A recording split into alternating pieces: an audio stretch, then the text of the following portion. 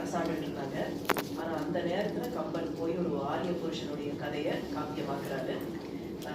அந்த காப்பியம் காலம் கடந்து வந்து இன்னைக்கும் மக்கள் மத்தியில ஆதரவை பெற்றிருக்கிற காப்பியம்.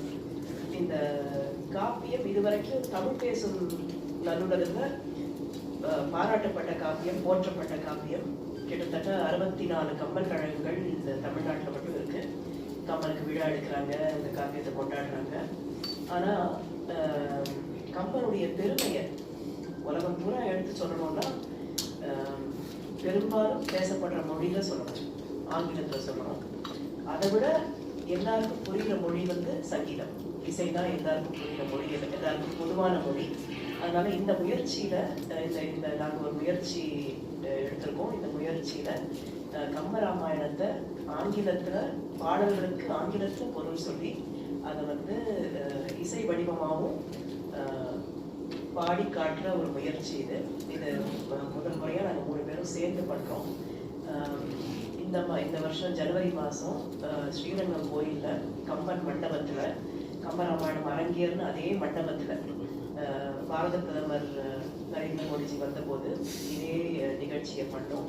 அப்போ வந்து தமிழில் பாட்டை சொல்லி ஆங்கிலத்தில் பொருள் சொல்லி அப்புறம் பாடி காட்டினோம். ஒரு 4-5 பாட்டு அப்படி பண்ணோம். அதுக்கப்புறம் டெல்லி தமிழ் சங்கத்தில் இந்த நிகழ்ச்சியை பண்ணோம். ஆனால் அங்கே வந்து பாடலும் பொருளும் எல்லாமே தமிழே சொன்னோம். இதுதான் முதல் முறையாக ஆங்கிலத்தில் ஒரு நிகழ்ச்சி, முழு நிகழ்ச்சியை பண்ணுறோம். இந்த நிகழ்ச்சிக்கு நீங்கள் எல்லாரும் வந்து இந்த நிகழ்ச்சியை வரவேற்கணுன்றது எங்களுடைய தாழ்மையான வேண்டுகோள். எல்லா லாங்குவேஜ்லையும் இருக்கு. ராமாயணம் கதை உங்க எல்லாருக்கும் தெரியும். தமிழருக்குன்னு சொத்து கிடையாது ராமாயணம். வால்மீகி ராமாயணத்திலேருந்து வந்தது தான், தெரிஞ்சு தமிழில் வந்தது தான் நம்ம கம்பராமாயணம். கம்பரே சொல்றாரு, வால்மீகி ராமாயணத்திலேருந்து எடுத்து தான் தமிழில் பண்ணுறோம். நம்ம டாக்டர் பிரியா ராமச்சந்திரன் ஒரு புக்கே எழுதியிருக்காங்க. வால்மீகி ராமாயணத்துக்கும் கம்பராமாயணத்துக்கும் உள்ள வித்தியாசம். என்னை பொறுத்த வரைக்கும் அழகு, அதாவது ராமாயணத்தை ஒரு அழகா சொன்ன காப்பியம்னா கம்பராமாயணம் தான். ஒரு கடவுளுடைய கதையை நான் இங்கிலீஷ்ல சொல்ல போனேன்னா ரொமான்டிசைஸ் பண்ணி சொல்லியிருக்காரு. ரொமான்டிசிசம்னா அந்த டிஸ்கிரிப்ஷன்லயும் ஒரு ரொமான்டிசிசம் இருக்கு, லாங்குவேஜ்லயும் ரொமான்டிசிசம் இருக்கு. தமிழே அந்த அளவுக்கு அழகா இருக்கும். இப்போ தமிழ்ல எது பெரிய பாப்புலர் அப்படின்னு நீங்க பாத்தீங்கன்னா, இப்போ இருக்கிற அரசாட்சியோ இதுக்கு முன்னாடி இருக்கிற அரசாட்சியோ திருக்குறள் தான் எல்லாருக்கும் தெரிஞ்சது. எல்லாருக்கும் தெரியாத, எல்லாருக்கும் ஒரு திருக்குறளாவது தெரிஞ்சிருக்கும் இல்லையா? திருக்குறள் தெரியாதவங்களே கிடையாது. ஆனா கம்பராமாயணத்துல பாட்டுன்னு சொல்லுங்க, எல்லாராலையும் கம்பராமாயணம் பாட்டு சொல்ல முடியாது. கடவுள் வாழ்த்து கூட யாருமே சொல்ல மாட்டேங்க. ஆனாலும் தமிழ்நாட்டுல திருக்குறள் பேசுறதை விட கம்பராமாயணம் பேசுறது தான் அதிகம். இவங்க சொன்னாங்க 56 கம்பன் கழகம் இருக்கு தமிழ்நாட்டில். 64 கம்பன் கழகங்கள் இருக்கு. வருஷம் 2 நாள் 3 நாள் கொண்டாடி இதை செஞ்சிட்டு இருக்காங்க. இது வந்து தமிழ் மக்கள் ஒரு இன்ட்ரெஸ்ட் தமிழ்ல இருக்கிறவங்களுக்கு மட்டும்தான் போய் சேர்ந்துட்டு இருக்கு. நாங்களும் கம்பராமாயணத்துல இந்த நிறைய பேசியிருக்கோம். நீங்க யூடியூப்ல கம்பராமாயணத்துல ஆக்சுவலி நீங்க திருக்குறளை விட அதிகமா தான் கம்பராமாயணம் யூடியூப்ல இருக்கும். அப்படி இருந்தாலும் தமிழ் மக்களுக்கு மட்டும்தான் அது போகுது. இப்போ இதை வந்து ஆங்கிலத்துல நம்ம வந்து இதை அழகா சொல்ல முடியுமா, அதை டிரான்ஸ்லேட் பண்ண முடியுமா? ஒரு இங்கிலீஷ்ல ஒரு போயிட்ரி இருக்குன்னா அதை டிரான்ஸ்லேட் பண்ணா அதோட அழகு போயிடும், ஆங்கில போயிட்ரியோட அழகு போயிடும். அதுதான் இப்போ ஒரு கஷ்டமான முயற்சி. நம்ம ஒரு தமிழ்ல ஒரு போயிட்ரிய ஆங்கிலத்தில் சொல்லும் பொழுது அதோட அழகு போயிடுமா, அதை போகாம பார்த்துக்கிறதுக்கு தான். அது நான் சொன்ன மாதிரி அழகு வந்து வார்த்தையில மட்டும் இல்லை, தமிழ்ல வார்த்தையில அழகு இருக்கு கம்பராமாயணத்துல. ஆனா அந்த கதையும் அந்த ஓமையிலுமே ஒரு அழகு இருக்கு கம்பராமாயணத்துல. அதை நீங்க வந்து டிரான்ஸ்லேட் பண்ணி சொன்னீங்கன்னா அதை அப்ரிஷியேட் பண்றதுக்கு ஜனங்களால முடியும். அதை தான் நாங்க அதுதான் முக்கியமான முயற்சியா இருக்கு. இது வந்து இதுக்கு இன்னொரு அடிஷன். இங்க நம்ம சிக்கில் குருஷரன் இருக்காரு, எல்லாருக்கும் தெரியும், யாருக்கு தெரியாம இல்லை. அழகா கர்நாடிக் மியூசிக் பாடுவாரு. இந்த இந்த இந்த போய்ட்ரியை எடுத்து இதுதான் ஒரிஜினல். இவங்க வந்து எங்கெங்க இருந்தோ எடுத்து பாடுறதை விட இப்போ புதுசாக ஒரு போய்ட்ரியோட கொடுத்து இதை பாடுங்க அப்படின்னு சொல்கிறோம். நாங்களே இன்னும் கேட்கல, நாளைக்கு தான் கேட்க போகிறோம். போய்ட்ரிக்கு லாங்குவேஜ் கிடையாது இல்லையா, மியூசிக் லாங்குவேஜ் கிடையாது. ஸோ ரெண்டு விதத்தில் இதை சக்சீட் பண்ணுவோம். ஒன்று வந்து தமிழில் அழகாக சொல்கிறதுக்கு தமிழையும் சொல்லுவோம், அந்த தமிழ் போய்ட்ரி அந்த பாட்டையும் சொல்லுவோம், அது ஆங்கிலத்துக்கு அந்த அந்த சீனுடைய அர்த்தத்தையும் சொல்லுவோம். அந்த அர்த்தத்தில் உங்களுக்கு ஒரு கம்பராமாயணத்திலேயே ஆரம்பத்திலேருந்து கடைசி வரைக்கும் ஒரு கோர்வையாக கொண்டு போயிடுவோம். ஒரு 15 பாட்டில் ஒரு பாட்டுக்கும் இங்கிலீஷில் அர்த்தம் சொன்ன உடனே சித்தில் குருசரன் அதை ஒரு கர்நாடிக் மியூசிக்காக பாடுவாங்க. அதனால எல்லாருக்கும் ஒரு வாய்ப்பு இருக்கு. தமிழ் தெரிஞ்சவங்களுக்கும் கேட்டு அனுபவிக்கிறதுக்கு ஒரு வாய்ப்பு இருக்கு. தமிழ் புரியாமல் ஆங்கிலம் கேட்குறவங்களுக்கும் ஒரு வாய்ப்பு இருக்கு. கர்நாடிக் மியூசிக்கு எல்லாருக்குமே இருக்கு. தமிழ் தெரிஞ்சவங்க, ஆங்கிலம் தெரிஞ்சவங்க, இங்கிலீஷ் தெரியாதவங்க எல்லாருக்கும். இது ஒரு ஆரம்பம் தான், அப்படிதான் நான் கேள்விப்பட்டேன். பிரியா டன் நிறைய கம்பராமாயணம் புத்தகங்களே எழுதியிருக்காங்க இவங்க. இது ஒரு ஆரம்பம் தான். இந்த ஆரம்பத்தில் கொஞ்சம் கொஞ்சமாக முக்கியமான பாட்டு, ஒரு 14-15 பாட்டு எல்லாமே முக்கியமான பாட்டு கவர் பண்ணிட்டு அடுத்தது ஒரு செக்ஷனாக ஒரு வாலிவதை ஒன்று பண்ணலாம், ஒரு முதல் போர் ஒன்று பண்ணலாம். இந்த மாதிரி ஒன்றா பண்ணுறதுக்கு தான் இது முதல் முயற்சி. இந்த முயற்சி எல்லாருக்கும் பிடிச்சிருந்ததுன்னா எங்களுக்கு சந்தோஷம். தமிழுக்கும் ஆற்றுகிற ஒரு தொண்டு இது. ராமாயணத்துக்கும் ஒரு தொண்டு, தமிழுக்கும் ஒரு தொண்டு, தமிழ் லிட்ரேச்சருக்கும் ஒரு தொண்டு. And I hope that this will be interesting. Thank you. வணக்கம். ஏதாவது கேள்வி கேட்குறீங்களா? நான் வெவ்வேறு ராகங்கள். நான் ஒவ்வொரு கவிதையுமே ஒவ்வொரு ராமாயணத்தை அதில் ஒவ்வொரு விஷயத்த சொல்றது, ஒவ்வொரு சீனை டிபிக்ட் பண்ணுறது. ஸோ அந்த வரிகளுக்கு ஏற்ற இமோஷன்ஸ் என்ன இருக்கோ அதை வெளியே கொண்டு வர மாதிரி எங்களால் முடிஞ்ச கர்நாடக ராகங்களில் ancient raga and modern raga ரெண்டுமே சேர்ந்து. ஸோ அந்த வரிகள் தான் முதல்ல முக்கியமாக எனக்கு ராகத்தை கொடுக்குற ஒரு ஐடியாவாக அந்த வரிகள் தான் இருக்கும். அண்ட் இவங்க சொல்கிற விதம், இவங்க டிரான்ஸ்லேட் பண்ணுற விதம் எனக்கு. ஏன்னா விருத்தம் பாடுறதுங்கிறது கர்நாடக சங்கீதத்தில் ரொம்ப வருஷமாக இருக்கிற ஒரு விஷயம்.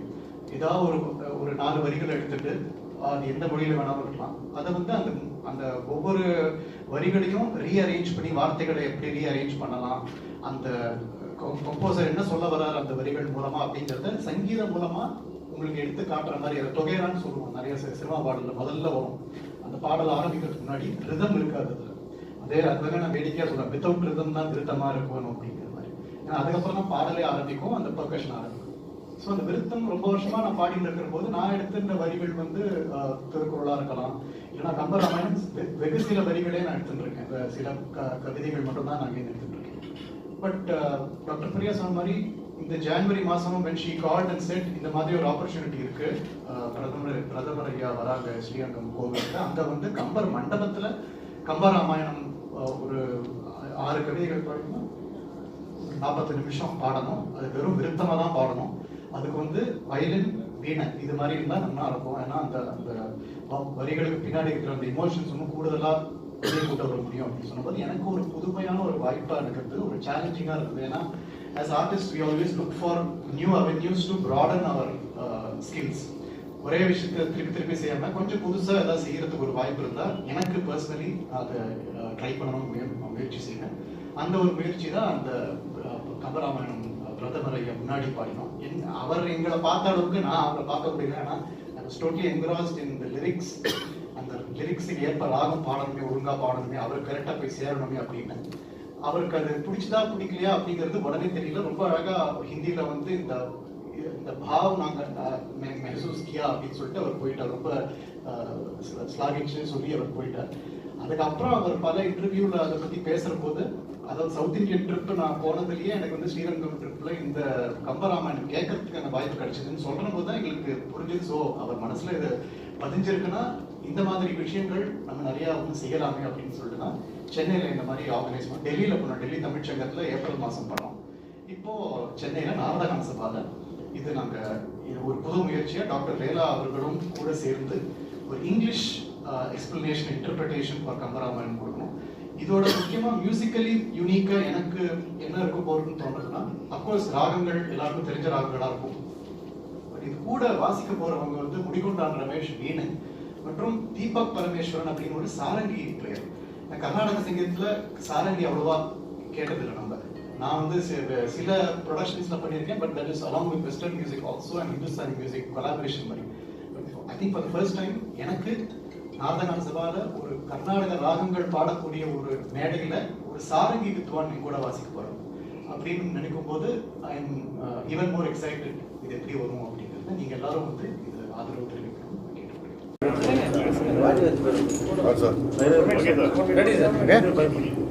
எல்லோருக்கும் வணக்கம்.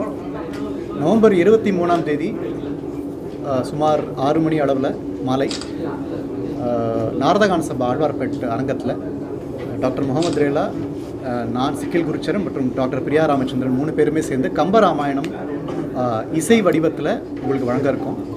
அது தமிழ், அந்த கம்பராமாயணத்தை தமிழில் சொல்லிவிட்டு அதோடைய ஆங்கிலத்தில் அதோடைய அர்த்தத்தை சொல்லி கர்நாடக ராகங்கள் மூலமாகவும் என்னோட சேர்ந்து முடிகொண்டான் ரமேஷ் அவர்கள் வீணை வாசிக்க, தீபக் பரமேஸ்வரன் அவர்கள் சாரங்கி இசைக்க. ஏன்னா சாரங்கியும் கர்நாடக சங்கீதத்துலேயும் ரொம்ப ரேராக தான் உள்ள வருது.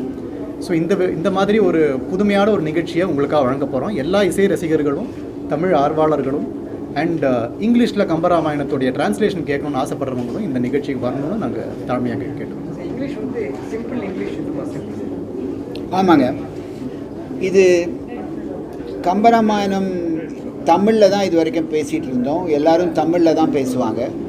இந்த கம்பராமாயணத்துடைய போய்ட்ரி, அந்த பாட்டை சொன்னால் எல்லாருக்கும் புரியாது. அதை தமிழில் கூட நம்ம வந்து சிம்பிள் தமிழில் சொன்னால் தான் ஜனங்களுக்கு புரியும். அந்த மாதிரி சிம்பிள் தமிழில் சொல்கிறதையே ஆங்கிலத்தில் சொல்ல போகிறோம். அப்போது இங்கிலீஷில் நம்ம சொன்னோன்னா ட்ரான்ஸ்லேஷன் தான் அது. அதே வேர்ட்ஸை இன்னொரு போய்ட்ரியாக எழுதலை இங்கிலீஷில். அந்த சீனை பற்றி டிஸ்கிரைப் பண்ணி எதுக்காக அந்த பாட்டு அந்த நேரத்தில் கம்பன் மனசில் என்ன இருந்தது அப்படின்னு எக்ஸ்பிளைன் பண்ண உடனே சிக்கில் குருச்சரன் அதை ஒரு பாட்டாக பாடுவாங்க.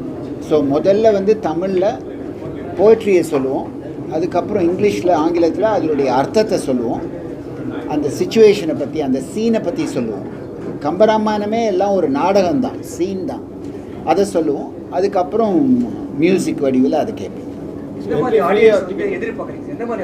ஃப்ரீ என்ட்ரி தான், எல்லா ஆடியன்ஸும் வரணுன்ட்டு தான் இது ஆல் ஆர் வெல்கமாக. கர்நாடக இசை ரசிகர்கள், தமிழ் ஆர்வலர்கள், அப்புறம் ஆங்கிலத்தில் கம்பனை கேட்கணும்னு ஆசைப்படுறவங்க அத்தனை பேரும் வரதுக்கு வாய்ப்பு இருக்குது, வந்து ரசிக்கிறதுக்கு வாய்ப்பு இருக்குது. இது வந்து பப்ளிக் வந்து ஃப்ரீங்களா சார்? ஆமாம், ஃப்ரீ என்ட்ரி, எல்லாருக்கும் ஃப்ரீ என்ட்ரி. தேங்க்யூ.